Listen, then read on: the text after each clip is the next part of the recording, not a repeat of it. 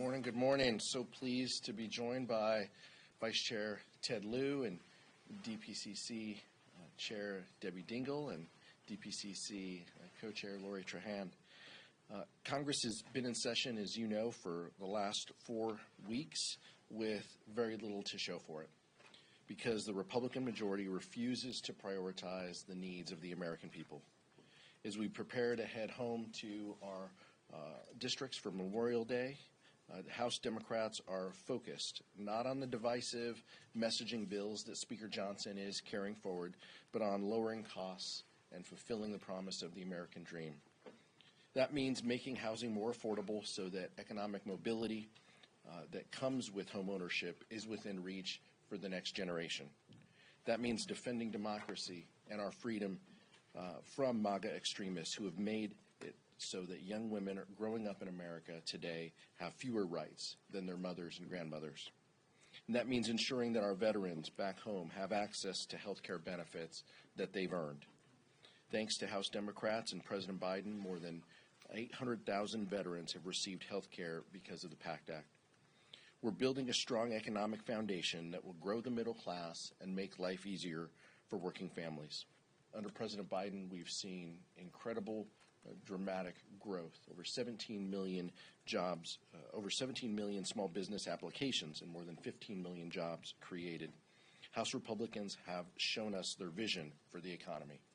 Tax cuts for millionaires and billionaires and wealthy corporations, repealing the $35 monthly cap on insulin, and slashing Social Security and Medicare, leaving middle-class families behind. Vice Chair Ted Lieu. Thank you, Chairman Aguilar, and honored to be joined today by DPCC Chairwoman Debbie Dingell and DPCC Co-Chair Lori Trahan. We know that prices are high. Grocery prices are high, rent prices are high. Some folks may not know if their paychecks are going to make ends meet next month, and that's why when Democrats were in control, we passed a series of laws to reduce prices. We passed the infrastructure law to help mitigate supply chain bottlenecks, to make transportation of goods easier and more efficient, to help lower prices. We passed the Chips and Science Act to bring back high-tech manufacturing and chips, and since chips are in lots of things, this would also help lower prices. We passed a law to require Medicare to negotiate with drug companies to lower prices. We passed the Inflation Reduction Act, which caps insulin to lower prices. Joe Biden has proposed to reduce junk fees to lower prices. Joe Biden is also working on a proposal to make mortgages more affordable to lower prices. What are Republicans focused on? Well, Louisiana Republicans in their assembly just passed a bill to make it much harder for medication abortion. And nationally, Republicans are so extreme they want to put in a national abortion ban. So Democrats are putting people over politics and working on lowering prices and creating jobs, and Republicans are focused on taking away reproductive freedom. That is a contrast that we're seeing now and that we're going to see all the way till November. And I want to comment on what Chairman Aguilar said about the PACT Act. As a veteran myself, so pleased. We're getting 1 million claims now through the PACT Act to get veterans the benefits that they deserve. In contrast, the Republican Study Committee only mentions veterans 3 times in their 180-page document. One time to say that they don't think there should be abortions that the Veterans Administration should be doing, one time in a footnote, and then the third time saying veterans should work more to access benefits. So again, you see a clear contrast among the issue of veterans. And now it's my great honor to introduce the great DPCC Chairwoman, Debbie Dingell from Michigan. Thank you, Ted, and I want to thank the Chair and the Vice Chair for inviting DPCC to be part of today. Let's just be clear. For the past 4 weeks, we've seen nothing but the Republicans putting forth divisive distractions and legislation that's doing nothing to make anybody's life better. And they just keep pitting us all against each other at a time we need to be uniting for a whole lot of issues that impact our economic and national security. Meanwhile, President Biden and Democrats are actually getting things done to make a difference in people's lives. Both of the previous speakers, Pete and Ted, talked about the PACT Act. This week, the PACT Act. This week, we are seeing 2 very real, meaningful announcements of action on Democratic policies. As first is that we passed a the number this week of 1 million veterans who had benefited from the PACT Act. But you know what? Those aren't numbers. One of the veterans that was responsible for pushing this, who quite frankly, I don't know how long it took to get this through. John Dingell had some of the very first hearings when it came to. And he was in tears again with me this week because I saw him. He's on oxygen. He's very active in the VSO groups. But he said, I can die now. My family will be taken care of. And he introduced me. I had a mayor of Wyandotte that had Agent Orange that just kept begging me to get something done. He died before this was done. These aren't numbers. These are people who have been suffering since the Vietnam War of many of these things. Joe Biden got this done.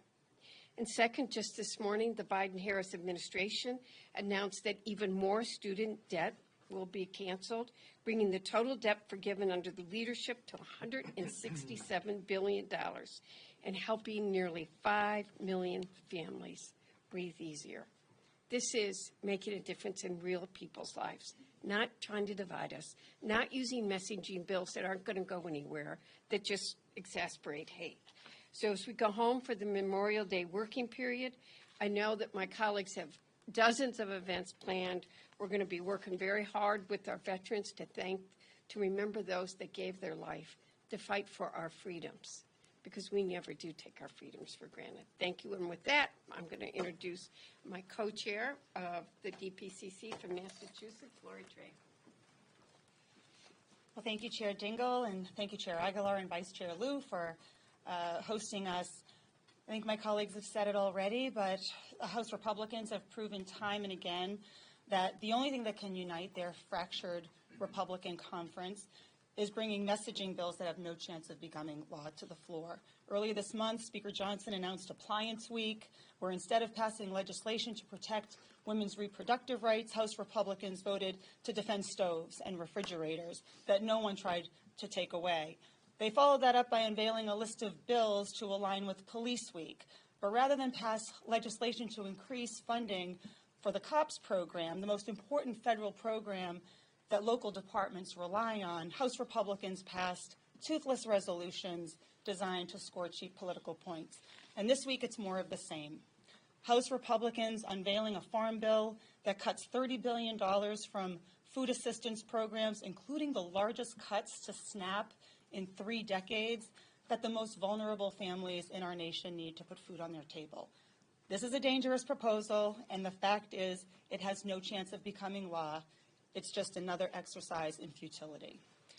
House Democrats are ready to work with our colleagues across the aisle to find compromise on legislation that will improve the lives of hardworking families, just as we did last Congress when we passed the Bipartisan Infrastructure Law to rebuild our roads and bridges and create jobs, the Bipartisan Chips and Science Act to reinvest in American manufacturing, the Bipartisan Safer Communities Act to rein in gun violence, and the Bipartisan PACT Act, which, as of this week, you've heard, has approved more than 1 million claims for assistance from veterans across our country who are exposed to burn pits and toxic chemicals during their service. We should be looking to build on that progress. But House Republicans are taking their marching orders from Donald Trump, who opposes anything that could help President Biden in an election year. That's politics at its worst. It's exactly what people hate about Washington. It's why Democrats are taking our message, our commitment to putting people over politics, directly to voters. And we'll do that when we're home next week, and we'll keep doing it every single week between now and November. Thank you. Thank you so much, Lori. I'll give Vice Chair Ted Lieu all your tough questions today. It feels like that kind of day, so we'll start. Who's up? Who's up first? Scott. About tomorrow, what do you make of the House committee calling university presidents to testify about anti-Semitism and unrest on campus? We've seen this before. I think our caucus and the Democrats, House Democrats, are focused on issues that matter, and we feel this is a serious issue treated, unfortunately, in a very unserious way. You don't think it's a serious matter? Republicans are looking to continue to put wedges, in our communities. Now, we think that there is plenty of work that college presidents can do and that college campuses can do to ensure that every student has an opportunity to learn free from hate speech. We know that they can enforce their own rules and regulations. The question is, do they need more rules and regulations?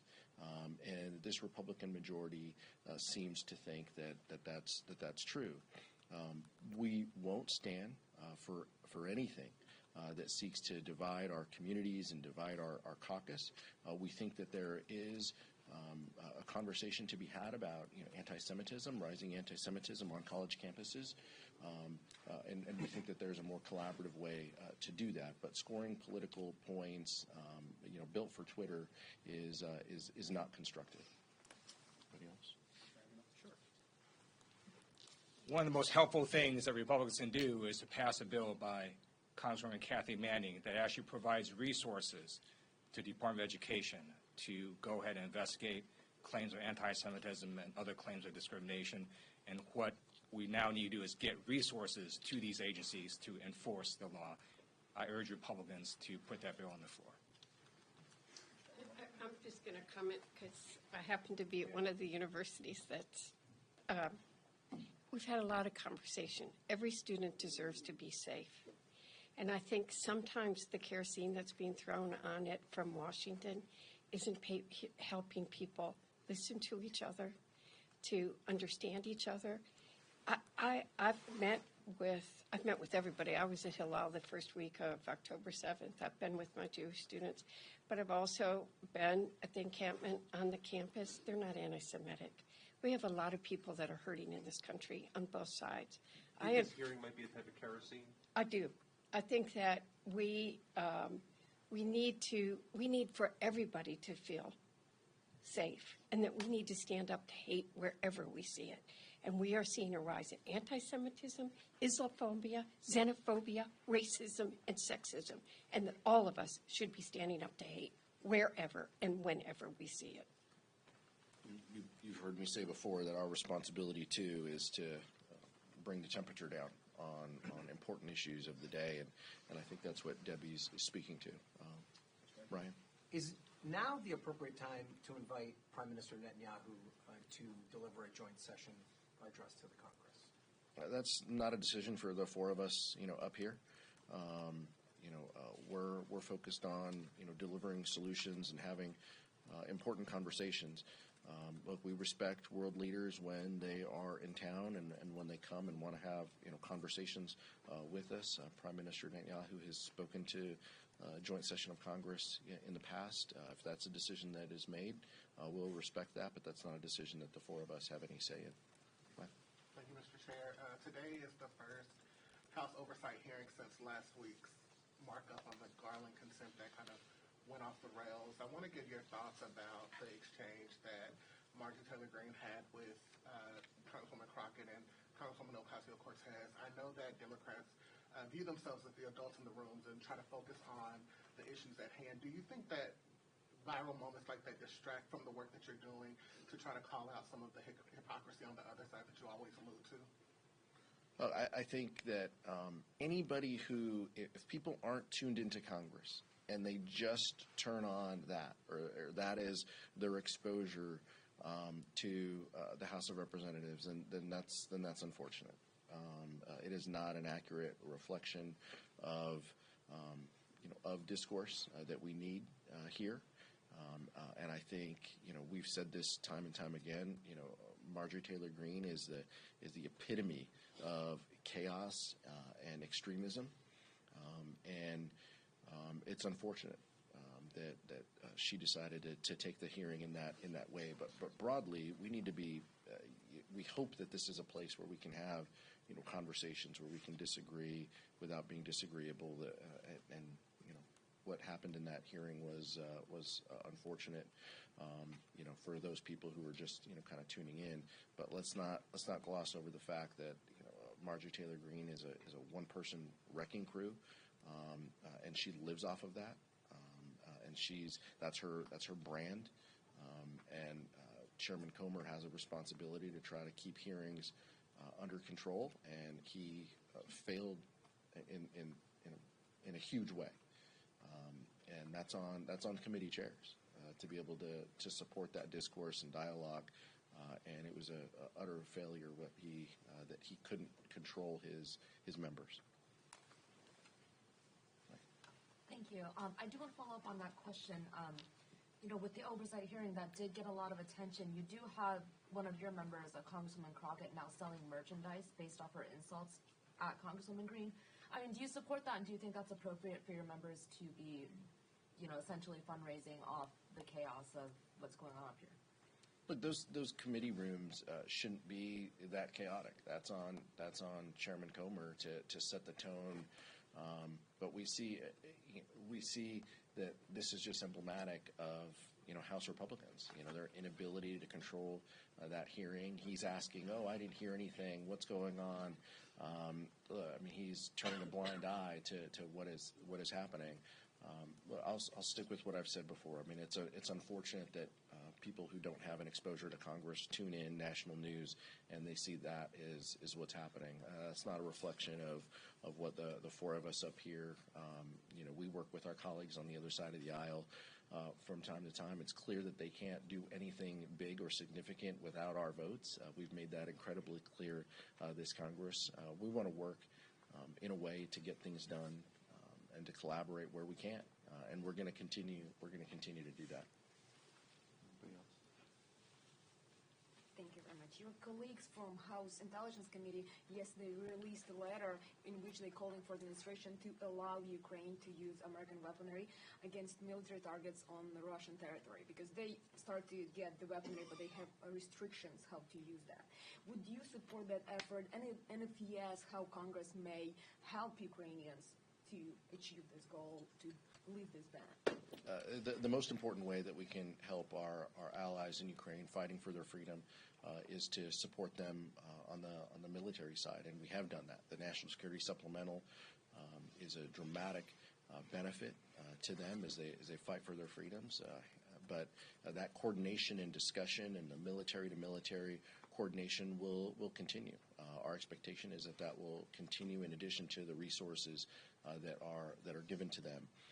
But it's important that they have the resources to win this fight, to protect themselves as a democracy in the region, and we're going to continue to ensure that they have those resources. Mike. Thank you. 3 countries now, Spain, Norway, and Ireland, have recognized the Palestinian state.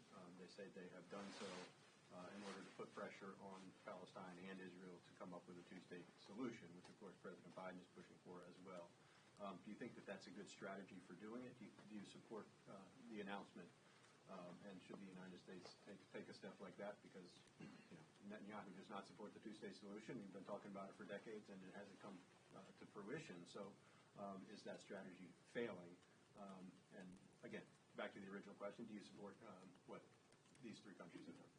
Look, I support a 2-state solution, and I think that's the overwhelming viewpoint within our caucus.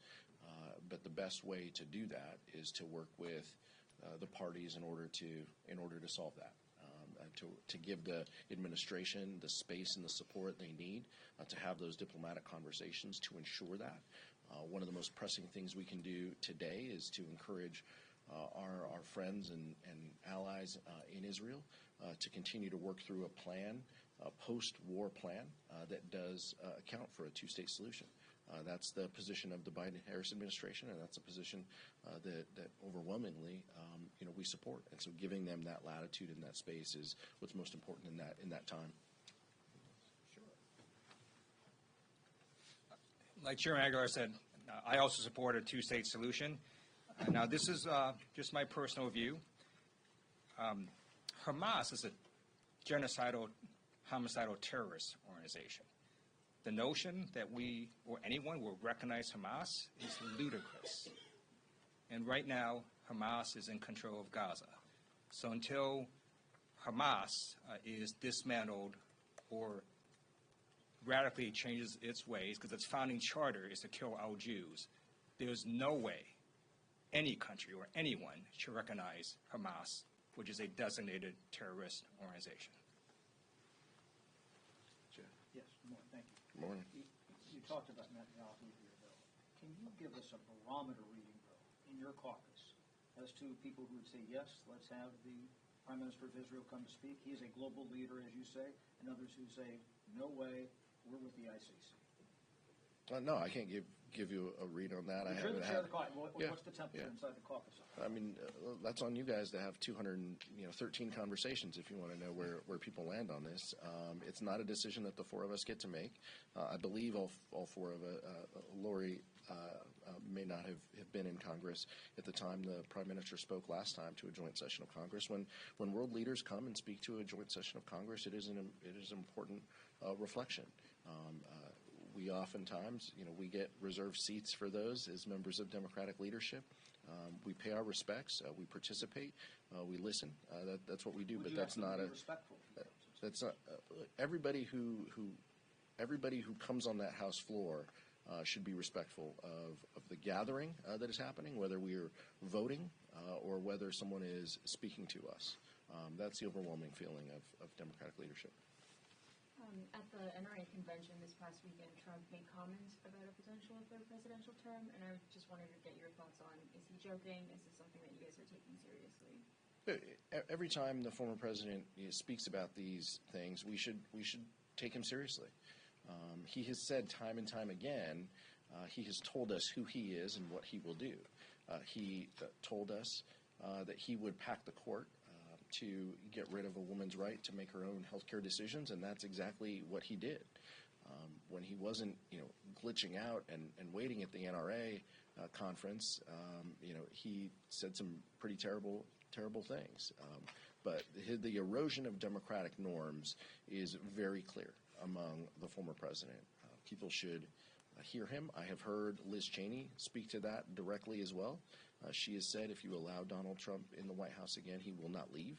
That's very clear who he is and what he stands for, and the American public should take note. I want to ask about the crypto bill that's up today. The White House says they oppose it. I understand there's members of your caucus who oppose it. Do you expect a substantial number of Democrats to vote for this legislation? Thankfully, you didn't define what a substantial number of Democrats is, so I don't have to answer your question. No, you're done. Look, yeah, that's true. That's true. Before I defer to Vice Chair Ted Lieu, this is a very serious issue, and the House Democratic Caucus takes this serious. Having a robust regulatory climate that protects investors and protects people is something we think through, even when there are different ideas on how we get there. I think 6 members of the Financial Services Committee on the Democratic side supported the bill, in committee. I would anticipate that it's a bipartisan vote later today, but I couldn't speak to the numbers, and I don't think it's anything that Whip Clark is whipping. You did a great job. Thanks.